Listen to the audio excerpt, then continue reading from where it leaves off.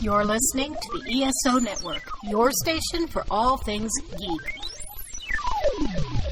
Ian, look at this. What, it's a police box. What on earth is he doing here? Well, these things are usually on the street. I feel it. I feel it. You feel it? Faint vibration. It's alive.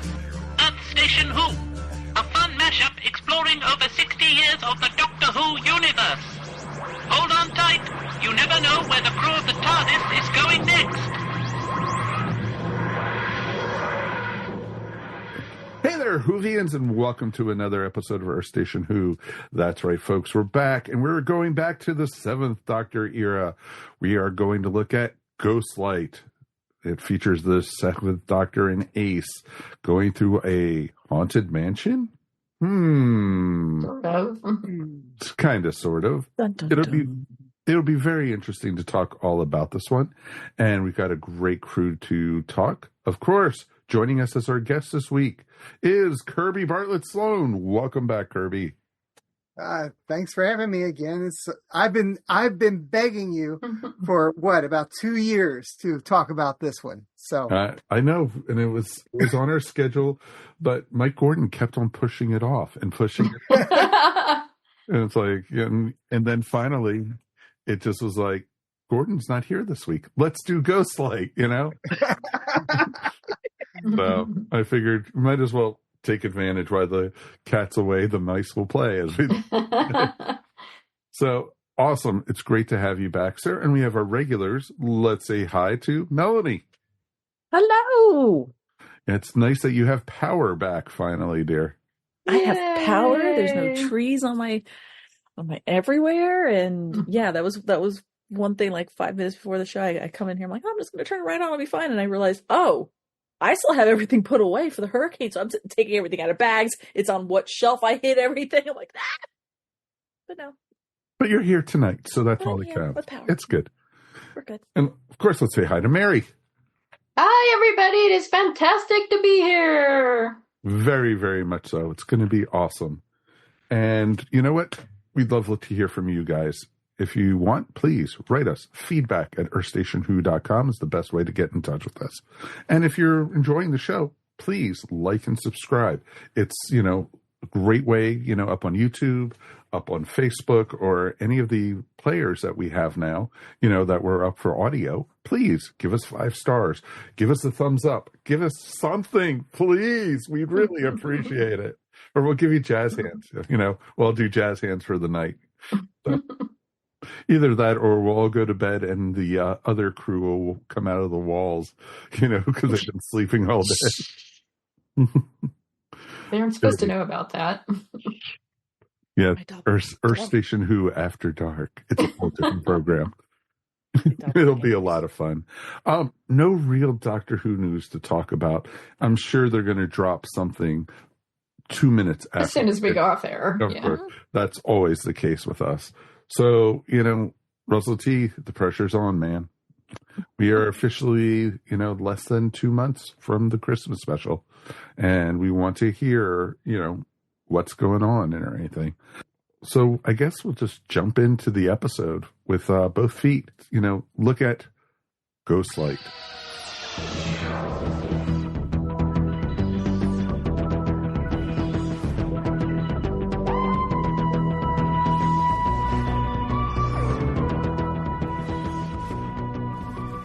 We had Sylvester McCoy as the 7th Doctor, Sophie Aldridge as Ace. Yay. And the rest of the people we're not going to talk about. No. And the 5 million other people. Exactly. Who kept on popping in and out of it was just interesting. And we also had this was written by Mark Platt and, of course, script editor Andrew Cartmel. And John Nathan Turner as the showrunner. Gosh, this was interesting. It's been a couple years since I've seen this one. And, Kirby, let's go around. You have been wanting to talk about this one for quite some time. Yes. I just love this story. Yes, I was confused the first time I saw it. as I think anyone is. But you just need to watch it again, and it's perfectly clear what's going on. And so I just love the story and the various interactions between the characters and just this is probably my second favorite. No, it's my third favorite Seventh Doctor story.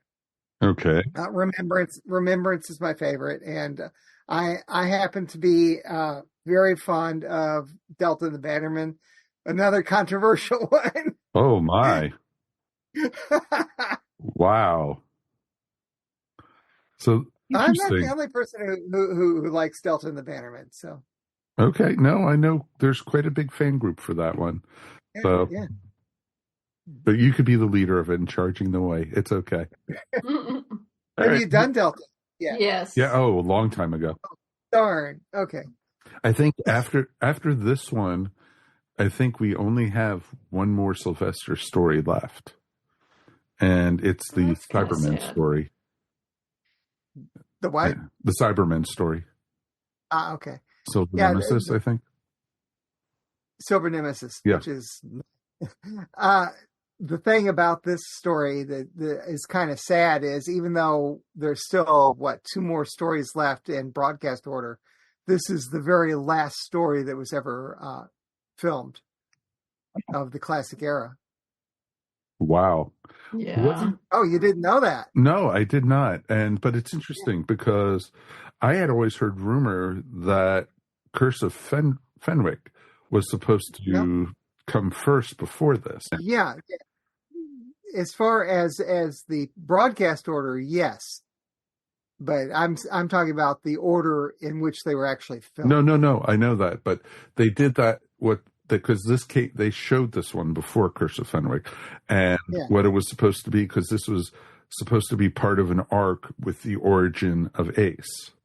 Yeah, and so that's why, because they also go into Ace's past a bit in Fenwick. So it was just interesting that they didn't do that. They were basically pulling a Firefly on, on the viewers. So it was an interesting story. It had a lot of potential to be a really great story, but it got caught up in its own mess.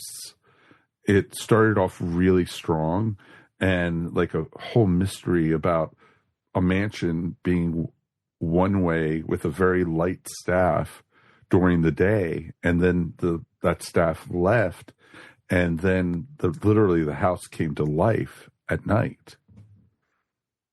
And so it was just the really staff hightailed it out of there. Yep. They knew better. They knew there was something going on at night.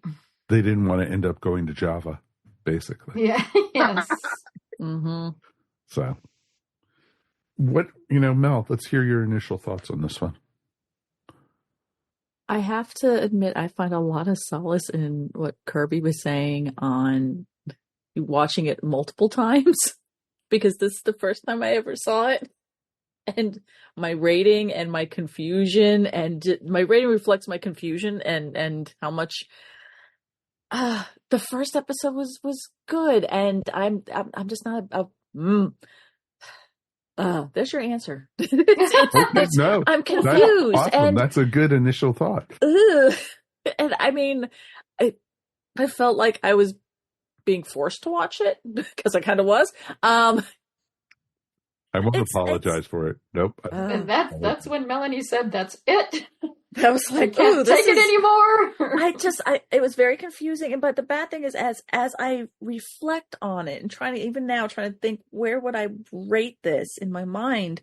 I'm bouncing back and forth because, given the info that you guys have just already kind of talked about, it did feel as if it was the writing is there, but it needed a lot more.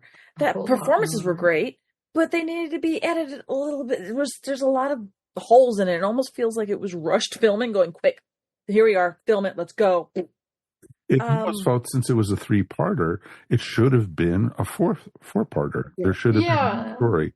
It was interesting. This is one of the few times I thought it could actually benefit. Yeah. From another... How many stories have we said over the years? They should have cut an episode out. Yeah. This is one where they should have expanded out. And Yes. Yeah, in the making of documentary, they say that they really wish that when they were even doing rehearsals, they were wishing that it was a 4-parter, but they were limited to 3. And there's also, depending on the DVD, if you've got the DVD of it or however you watched it, my Blu-ray has another cut where they put together a lot of the outtakes and alternate stuff that was filmed, but not put in there. But it to me, it felt like there was a lot of holes missing. Like there's like these characters that there's a larger cast, and like it felt like there was a lot of things missing, or it needed more. Which, to Mike's point, it's like we've always wanted the other episodes I've been on. I'm like, it was 4 parts. It needed to be 3. We need to condense this down. Here, it felt like there was so much backstory that needed to be performed or explained or kind of stuff, and they were like, we'll just cut that out. The audience will follow along. Yeah. And this part of the audience kind of was like, huh? Who? Yeah, there's no character development. There's nothing. None. Yeah. None. They're at just all. throwing people in there right and left.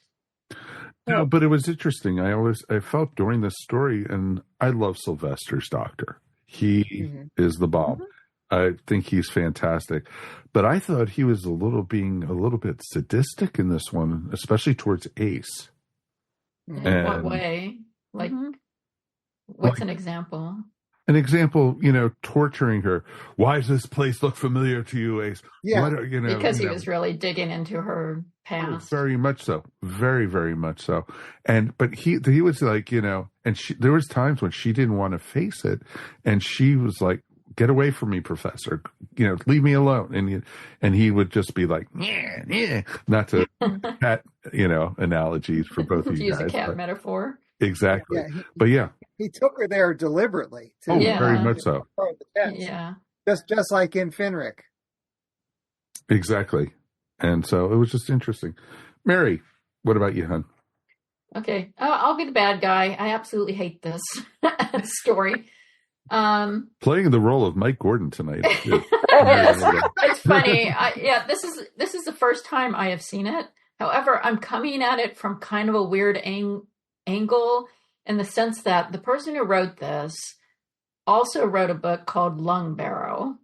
Yes. And I read Lung Barrow a long time ago, and it was a terrible book also.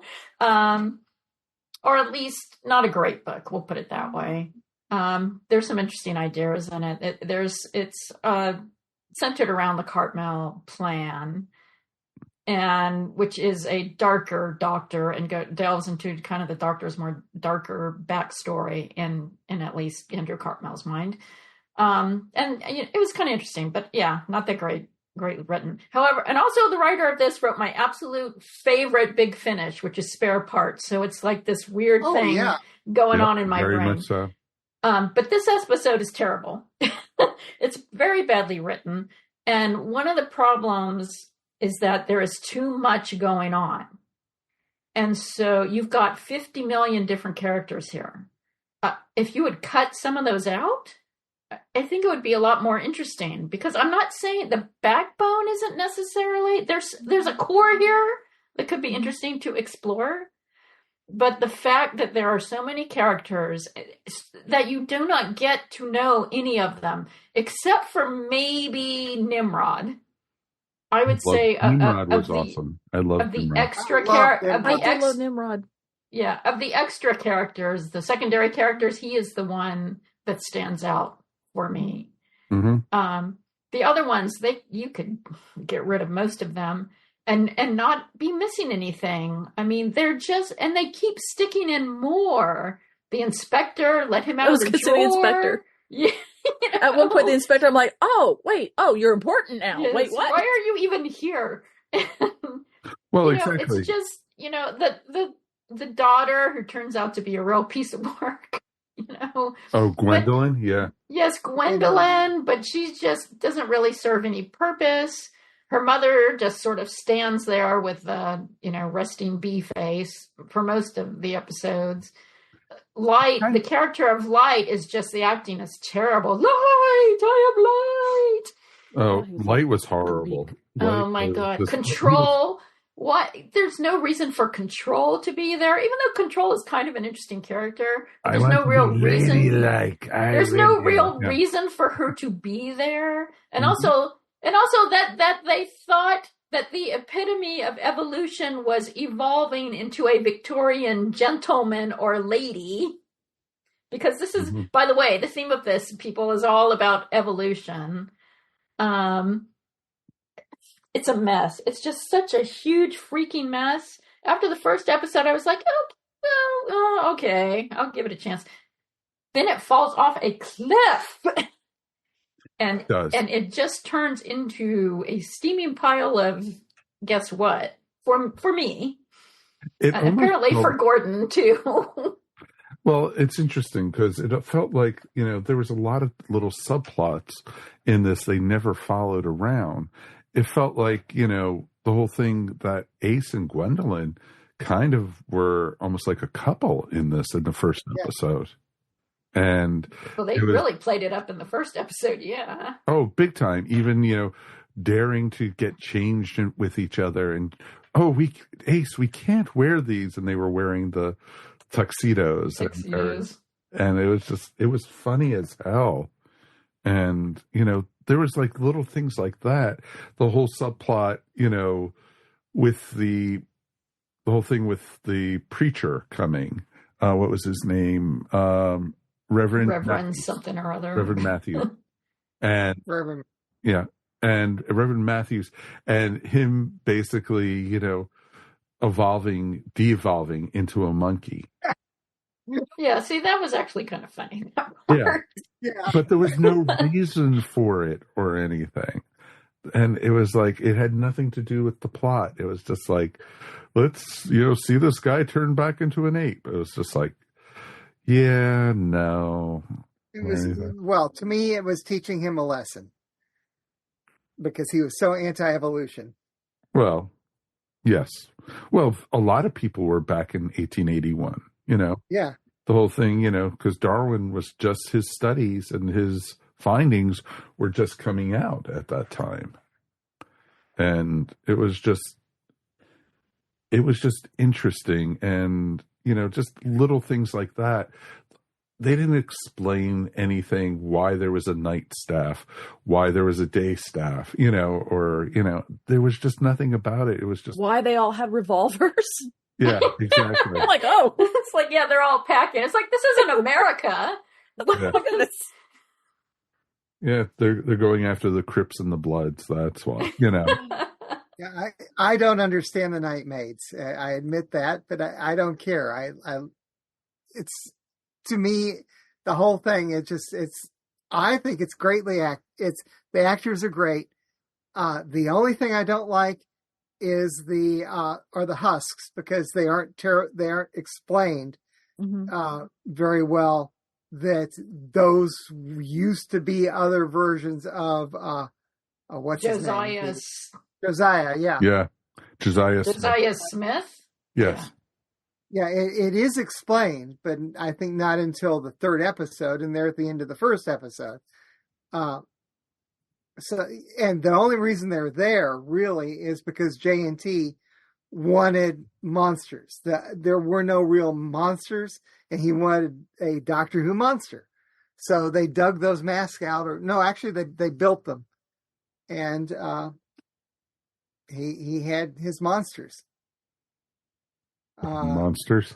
I will say, okay, now that I've gone on my rant about how horrible it is, the things that I liked about it were, there's actually kind of a great atmospheric mood here. The sets are really good. The costumes are good.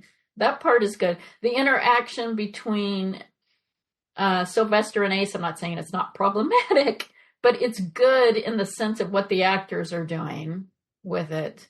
I mean, that Sylvester and Sophie are really trying, even though they're not given a lot, in my opinion, to go with. They are really trying to sell this episode. And that was really fun to see. Yep, agreed. And I loved, at the very end, when the doctor asked Ace, do you regret burning this place down? And she was like, yes, Professor, I do regret it. I wish I blew it up. Yeah. I wish she had too. I wish she'd blown it up in the first episode, but unfortunately. Exactly. And it was just like, it didn't even make sense. The whole thing that what is it? The game hunter, Yeah, I didn't get Redverse. Redverse. Yeah. He came out of Jumanji, I think. What was the purpose? And the snuff box. Yeah. I was thinking it was supposed to be more important than it was. Yeah. I'm like, why is it glowing? It's a radioactive snuff box. Something or other. Picked up and put in his pocket. And it's just like, and his arm's not burning off or whatever. And I loved it. It was, what the hell was he doing there? And then for him at the end to go off in the spaceship with Control and Nimrod, and it was just like, what? Okay. Yeah, I didn't understand why all of a sudden they're like, we all have a mission, we all have a purpose, we're going to do the documenting, and off we go. And I'm going, why did you all have all three of you had the same epiphany that makes no sense to me at the same time on the spaceship that, oh, look, they've already taken off. I'm like, wait. Where did it go? How did it do that? I mean, that was a brilliant way of just writing of Sylvester just going, yeah, no, it's already gone. They'll take off. And then they just look back and go, huh? And just, nope, moving on. Cool. One thing I caught this time around, which I had not caught before, is that spaceship is way further underground than you would think it is. It's like 1,000 feet down, not just a basement. Mm-hmm. Gotcha. Which I just happened to notice it while watching it last week. How did Control get in between the gap of the elevator and the door? Because clearly she crawled the shaft, and I see her arm coming out. I'm like, okay. I'm like, yeah, there's no room how'd you there. do that? Because DoctorWho. Magic. She was still, she was still evolving, and that was her slug stage or her. Exactly. It's a science fiction fantasy TV program. There, that works. Exactly. Because I didn't catch. This is where Chris Chibnall got a lot of his ideas from for the show. You didn't catch that she was evolving. Because I just kept going like, where did she get the dress? Where did she get the hair? Oh, what's she doing?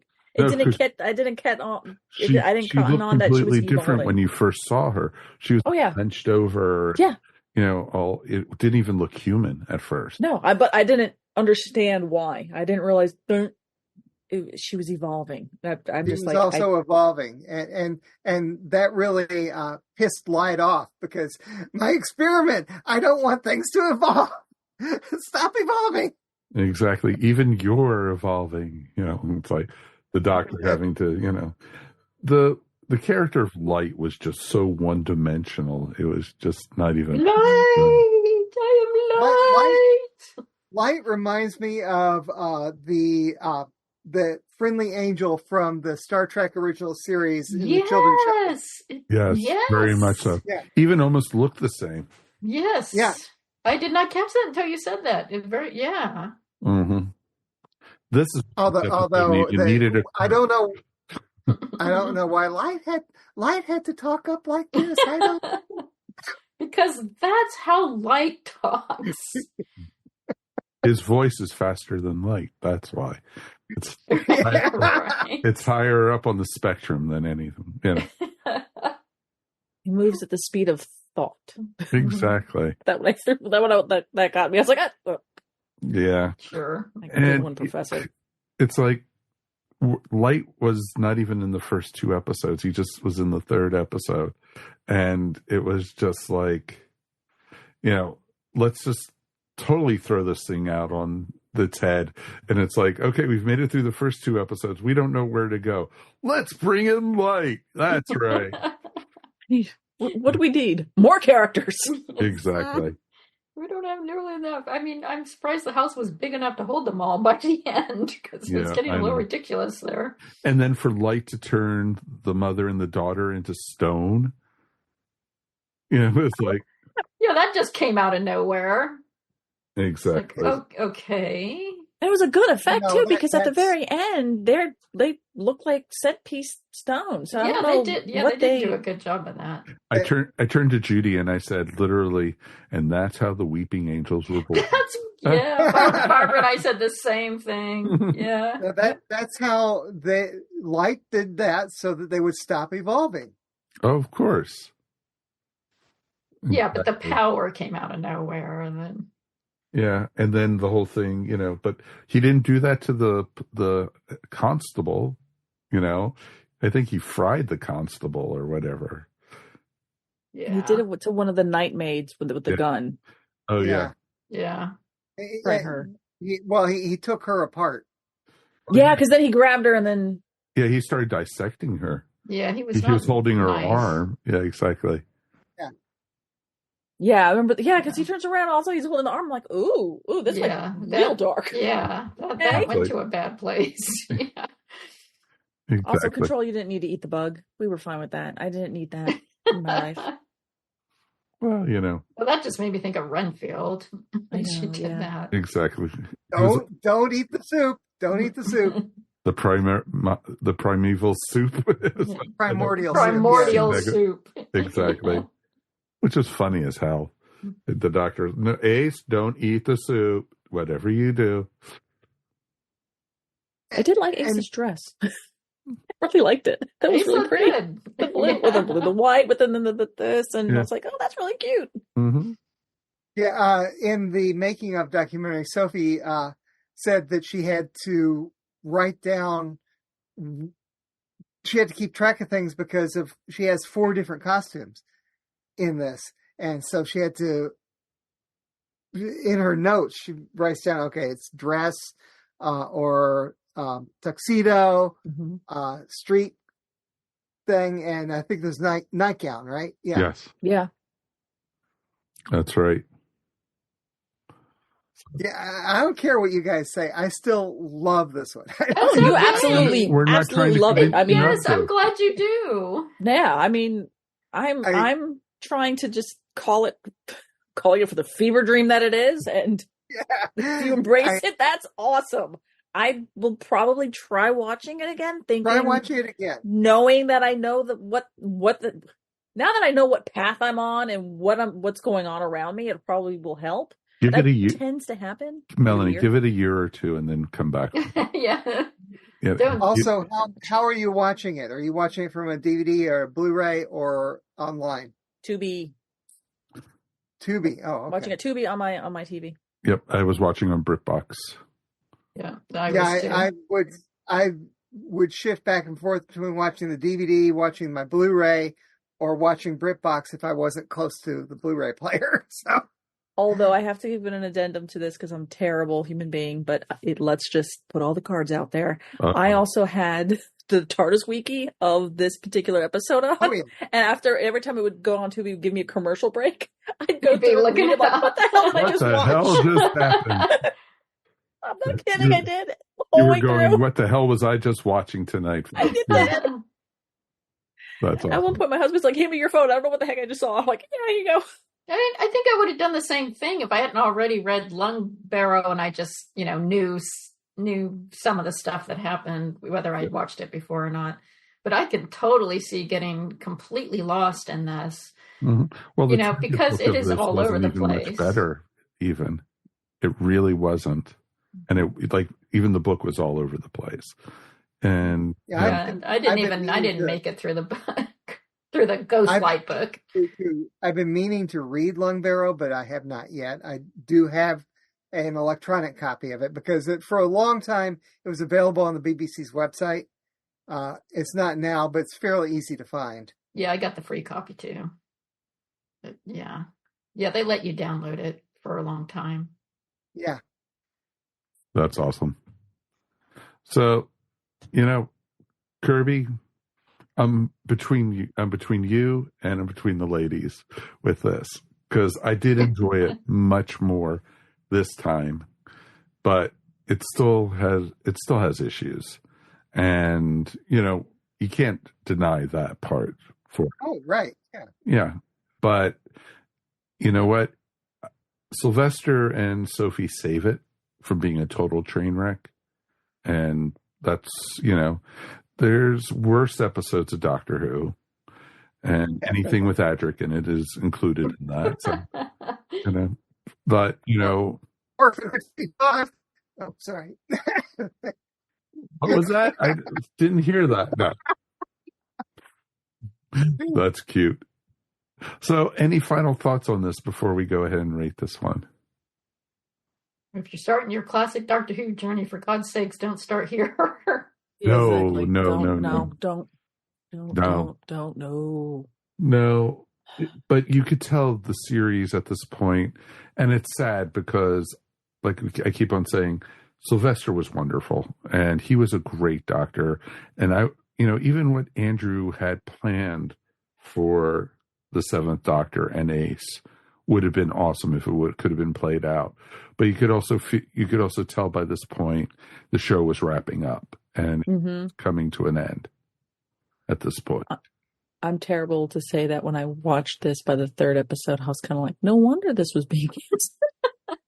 Wow. I'm such a bad human being. Melanie. No, I'm terrible. I know I'm terrible, but you have every reason to have thought that. No. It is fun. I will admit that this was fun, and that I can't say that this is the absolute worst Doctor Who episode I've ever seen, because Lord knows I'm trying to think off the top of my head other bad ones. But there was still this element of fun to this, and if I isolate the scenes just for what they are, just scene by scene by scene, there's really good acting from. All the actors, in my opinion, did bring their A game, even though I didn't like the character, or Lord knows they needed to know themselves of, okay, what's my motivation? Oh, we don't know. Just read the words and go. Oh, okay, we'll just fly by,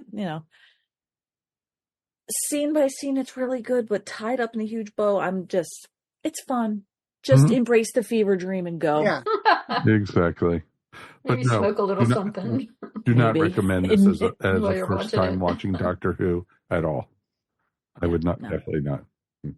Now, according to my notes, I've done, this is my third review of it for various podcasts. And let's see, the first time was in 2013. And I listened back to that review recently. And in it, my oldest daughter, she's now 30, so she was 20 something, then came on with me, and she had just seen it for the first time, and she really liked it too. So it's genetic. But she prefers classic Doctor Who anyway. She'll watch modern Who, but she prefers classic Who. Gotcha. So she really enjoyed this one and was not confused. Now, for you guys who just saw it for the first time, I suggest that you go back and try and watch it again. Now that you've seen it through once, and it will make more sense. Okay. And yes, I admit there are some weird things in it. The husks are completely unnecessary, and it could have been explained differently. I love a lot of the. And we lost Kirby. Whoops. We lost Kirby. There goes his bandwidth. Oh. So, and that was the end of Kirby because he liked Ghostlight. Gordon killed him. That's terrible. Hopefully he can get back on. Gordon actually sabotaged his router. Oh, there you go. Gordon couldn't take it anymore. He's like, that's it. I'm pulling the plug. He's not back with us. He's trying. Not yet. He's the little engine that could. I know I can. I know I can. Click your heels and wish for the doctor. Yeah. To me, this episode really was if I have to put candidates for episodes that are just amazing and great, this ain't on it. If I need to nominate episodes that really need to have a mystery science theater treatment to it, this is the one. Mhm. This would be the one, because there's a lot there. Yeah. Just to kind of sit back and just go, wait, Riff what? on. Yeah, there's Exactly. there's a lot of material for riffing, especially very and it lends to the theatrical style acting with some of the actors, and that they were, they weren't playing for a camera, they were playing for an audience. Even though it was like, you're right here, it's the mic's right here, Yeah. catch you don't have to yell. Or it's like, shh, Light. Tone it down. light. Turn it down.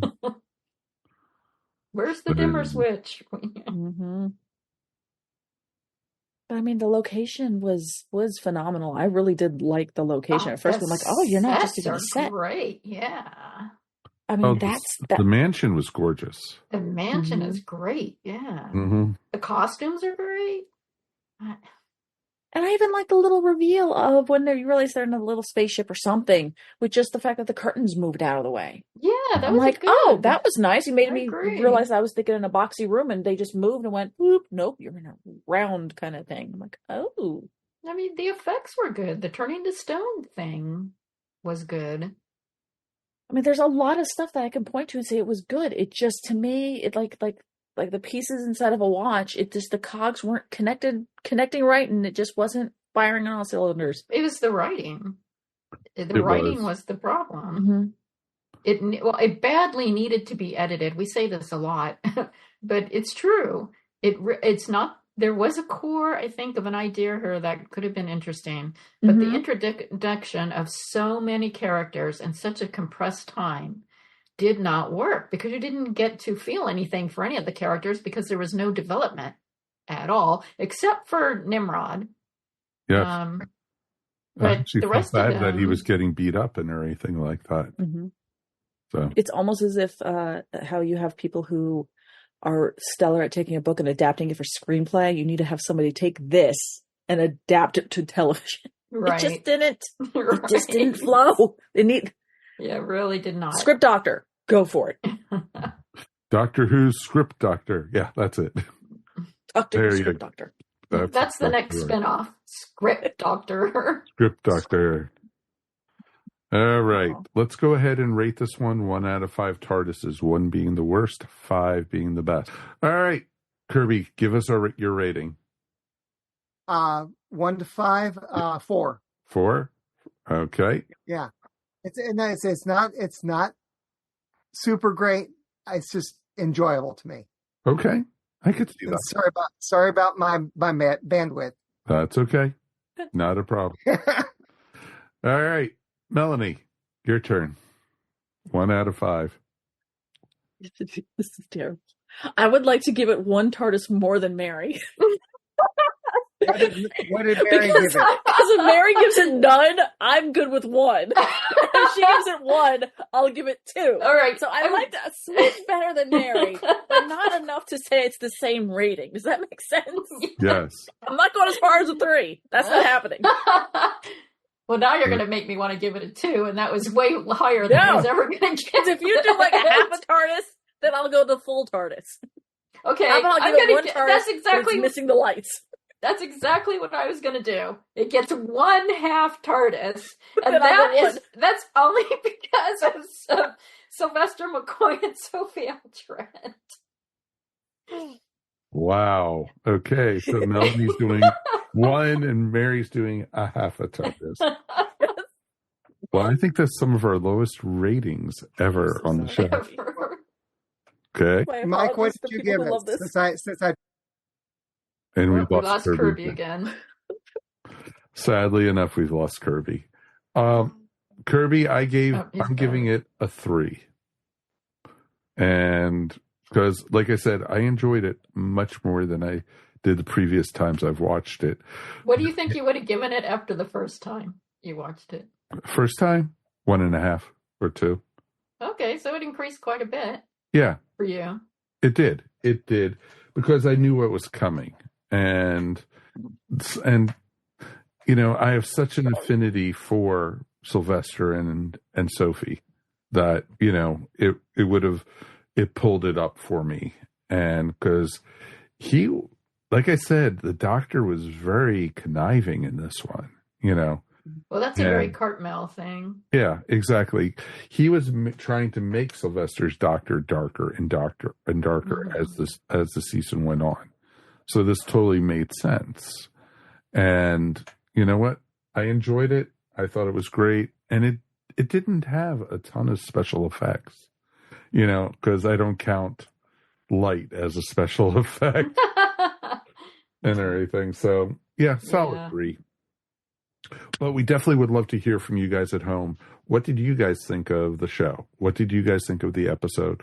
Were we smoking something? And, you know, did we miss something? Please feedback. I would recommend you do that if you're going to watch it. Of course. I had 2 glasses of wine. Yep. Only if you live in a state where it's legal.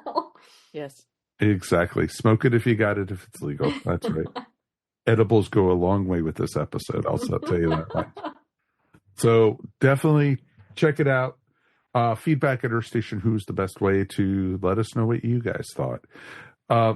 Let's go around and, you know, Mary, where can people find you? They can find me at maryogle.com or on Etsy at eVision Arts. Awesome. And of course, Melanie, where can people find your stuff? You could find me on Instagram at Pieces of Melee. Awesome. Con season's coming up, but not till like next year, so we're taking a nice little break. Yay! And of course, I think the next con for us is Pensacon. So we've got a little February, and it'll be here before we know it, folks. Of course. Yeah. There could perhaps be a MegaCon thing since I'll be there and I can possibly represent. We'll talk about it. Yes, if we ever get to that point. Hey, Kirby. Kirby, are you back? First of all, I want to know what I heard what they gave it, the 0.5 star and 1.5 stars. What was your rating? 3. 3. Oh, good. Yes.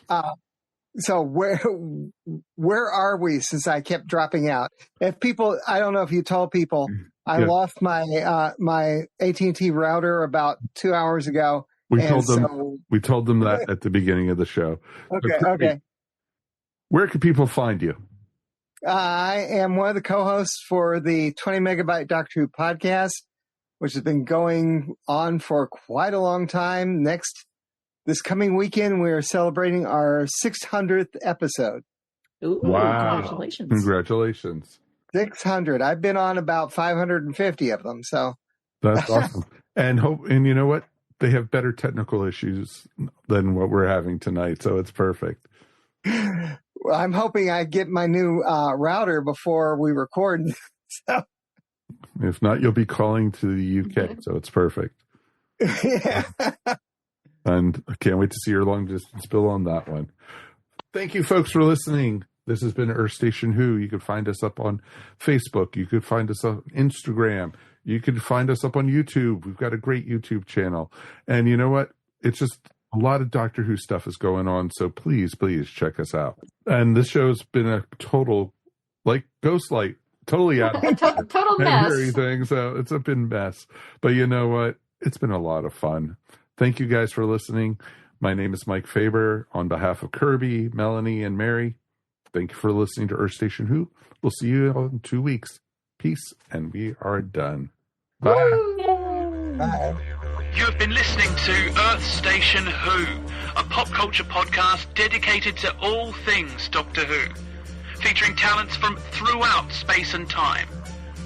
All topics on the show are the sole opinions of the individuals and are to be used for entertainment value alone. You can subscribe to our show wherever fine podcasts are found, or check out our website, earthstationwho.com. Don't forget to check us out on Facebook or Instagram, and if you enjoyed the show, please write to us at feedback@earthstationwho.com. Thank you so much for listening, and we will see you on the next journey of Earth Station Who. Hey everybody, this is Jim Adams for Monster Attack. As we head into our 9th season, we've taken a little bit of a change in direction. Now we're looking at the movies that I witnessed when I was in high school college, and my early adult years. Hey, come experience that experience with us each and every Monday at 5 p.m. on the ESO Network. Monster Attack, the podcast dedicated to old monster movies. This has been a broadcast of the ESO Network. Be part of the crew and help support our shows by donating to our ESO Patreon or by shopping at the TeePublic store, which can all be found at www.esonetwork.com. The ESO Network, your station for all things geek.